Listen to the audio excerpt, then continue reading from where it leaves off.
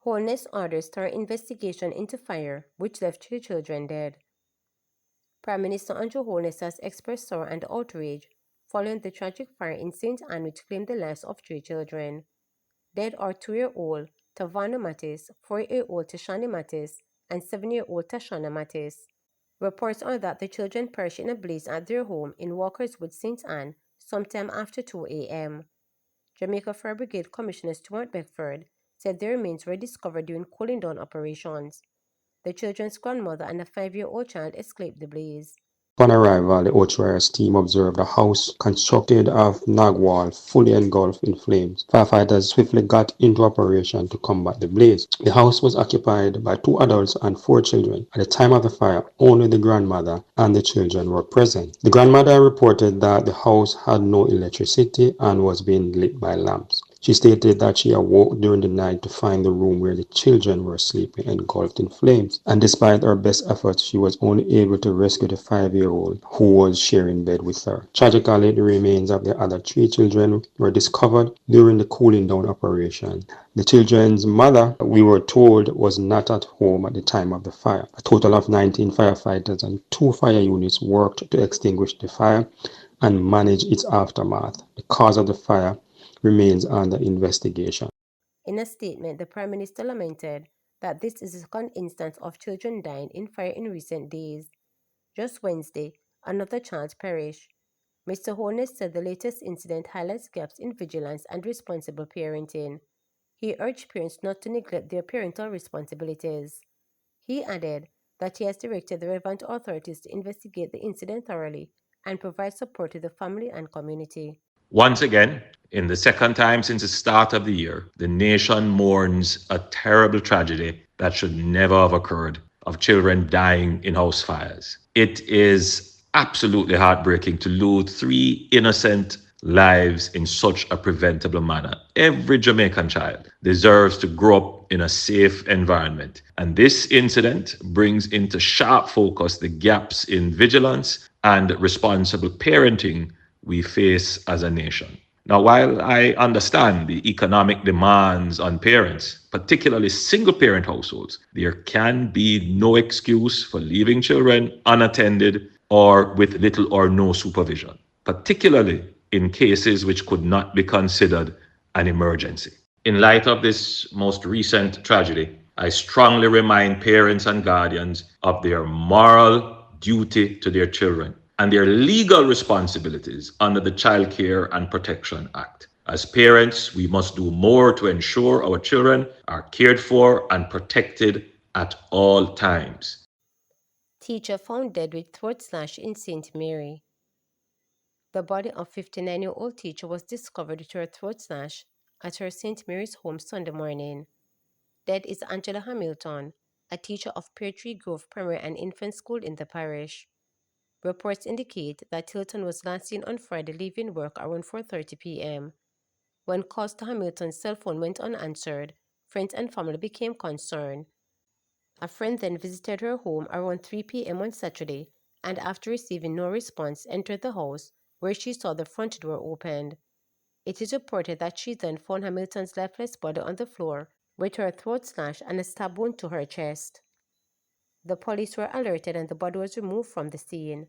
A motive for the killing is not yet known, however, the St. Mary Criminal Investigation Bureau is investigating. Alleged serial housebreaker captured after Kingston car crash. The police apprehended 29-year-old Karen Piggy Mason, an alleged notorious serial housebreaker, following a car crash on Snipen Road in Kingston. According to reports, Mason, wanted for multiple larceny and burglary offenses in the St. Andrew North Police Division, was signaled to stop at a checkpoint but disobeyed the police. In his attempt to evade the lawmen, he lost control of the vehicle, which overturned after crashing into an embankment. Mason of 12 Lane Whitehall has been on the run, listed as a person of interest by police for his alleged involvement in numerous break-ins. His capture marks the culmination of a manhunt that began after several failed attempts to arrest him. DSP Sweeney, Divisional Commander for St. Andrew North, noted that Macy is a suspect in several break-ins, including incidents captured on CCTV footage in December. Mason allegedly collaborated with an accomplice in some of the crimes and on December 12, reportedly broke into an apartment on Constant Spring Road where he tied up a woman and stole her phone and a silver Honda HR-V.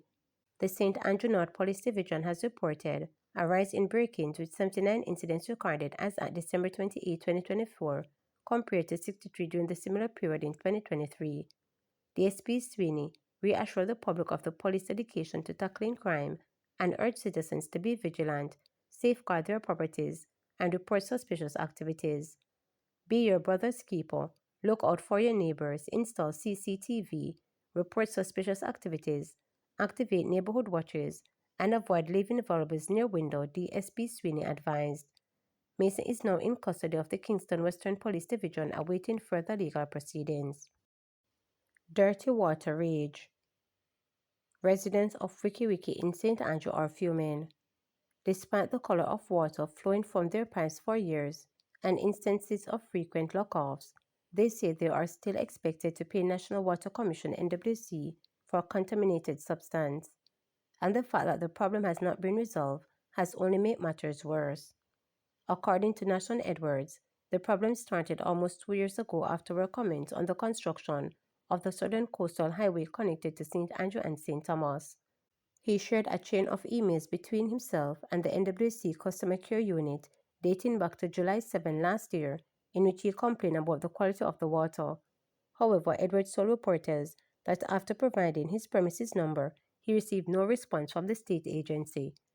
In a follow-up email on July 21, he requested an update. He was told that the matter had been escalated. However, he said it took about 2 months before the NWC representative came to visit. They told us it is not fit for consumption because there is no chlorine in it, so we shouldn't consume it any at all. They said it's not good.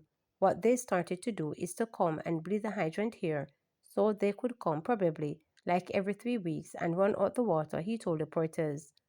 We would get a little ease for a couple of hours, and then it's back to normal, he added. Edwards said he called the NWC again, and that resulted in another visit from NWC representatives, but no action came from that. It's a whole heap of back and forth. I had to keep following up because I was not hearing anything from them, Edwards said, visibly annoyed. He said that he had to purchase a tank and had to fill twice each month in order to have clean water. He also had to minimize his usage to let his water supply last longer. This, Edwards said, cost him about $20,000 every month on top of the bill that he has to pay to NWC. Edwards said that while his NWC bill is about $1,500 per month because he rarely uses the contaminated water, the act of paying for water that he often cannot use is unfair. It costs, and then you're paying for a service that you can't use because you can't wash with it, especially white clothing. If you want to wash, you probably have to wash every 3 weeks because you have to wait until the water clears up a little bit, he said, noting that even then, only dark color clothing can be washed. We are not going to not pay it because we know that at the end of the day, if you don't pay it, we're going to get a call to say that they're going to cut off the water. So we are just stuck in a very unfortunate situation, he lamented. It's unbearable, and I've said before, we never had this issue until the highway.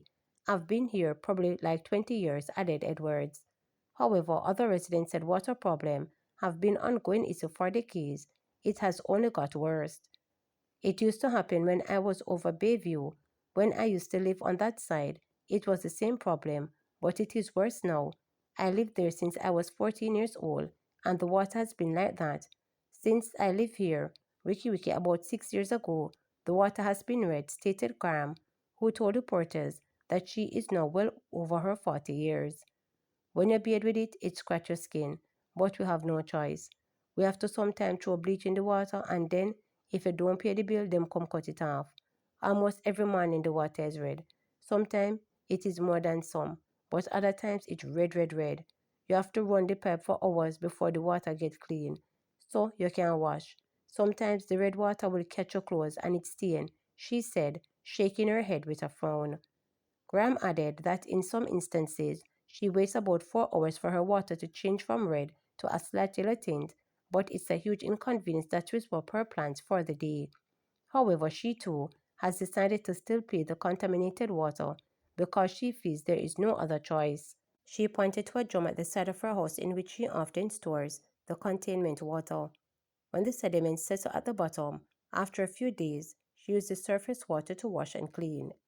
However, she purchases 2 gallons of drinking water each month from a water source. You have to do what you have to survive, said the frustrated woman who pleaded for improved water quality.